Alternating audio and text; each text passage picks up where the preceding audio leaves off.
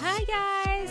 If you want to take your Rice Krispy Treats from this to this, today I'm showing you how to make them flawless every time with sharp edges and smooth all around, as well as all the do's and don'ts, so you can prevent common mistakes such as messy backs, dull chocolate, and many others.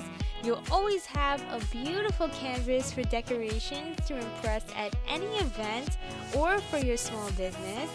I also mentioned some important information about pricing, so be sure to keep on watching and let's create something magical!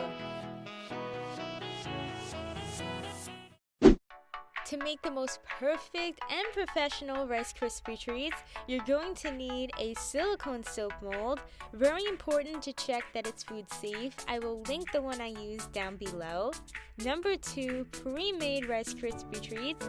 If you're making a lot of them, you can buy in bulk at your local wholesale club, and they conveniently fit inside the mold.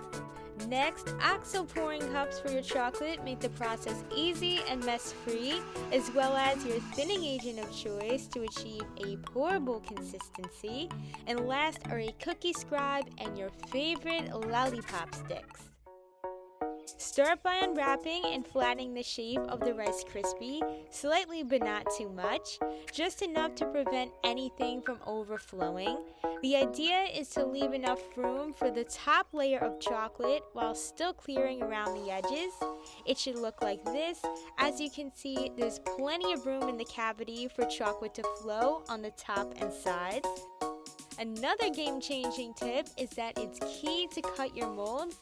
Similar to cutting your hot cocoa bomb mold, you can move the chocolate around much better by working on each treat individually.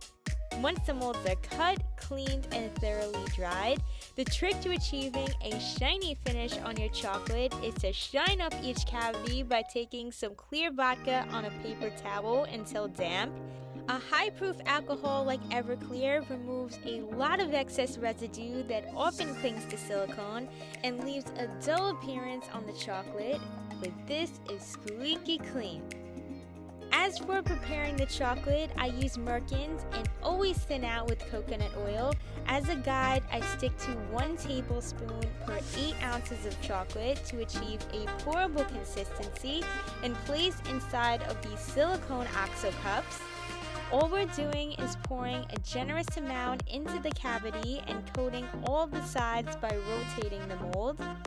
When it's time to add the crispy treat, it's essential to let it set in there for 5 to 10 minutes. Waiting that time anchors the treat down without floating around while the chocolate sets and prevents the treat from popping up. After those 5 to 10 minutes, go ahead and cover the remaining spaces and give that a tap, tap, tap. Then finish by popping any air bubbles with the cookie scribe or toothpick. Some examples of what you don't want to do are not cutting your molds and not letting the crispy treats set. Since the molds are very flimsy and the treats are heavy, it'll be like a seesaw and much more difficult to control. Another example is not coating the bottom layer with enough chocolate, resulting in a speckly appearance where you can see the cereal right through. Be sure to coat the bottom with a generous amount of chocolate so it doesn't turn out like this.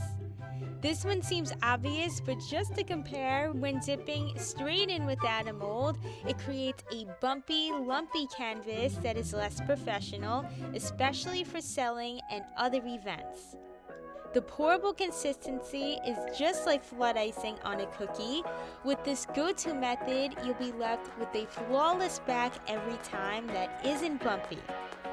And guys, if you're enjoying learning from this tutorial so far, be sure to join the party and subscribe and click that bell to receive all notifications.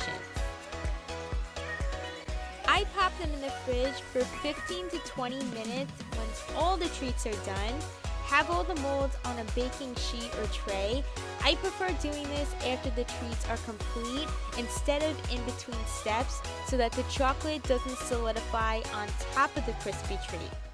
Be sure to have your gloves on when handling to ensure there's no fingerprints or smudges when peeling away from the mold. Take a look at the edges, front and back, all around. With this method, you always achieve a fabulous canvas for decorating. And I'll show you how simple it is to insert your sticks to turn them into Rice Krispy Treat Pops. My favorite are these clear acrylic sticks in my Amazon store, or you can use plain lollipop sticks with your choice of straw covers on top. Be as creative as you wish to match your theme. Take a cookie scribe and gently poke through like a sewing needle, then insert the stick until that's secure. My tips are to avoid touching the chocolate as much as possible because we don't want anything to melt. Center the cookie scribe the best you can as the guideline and pop in the lollipop stick.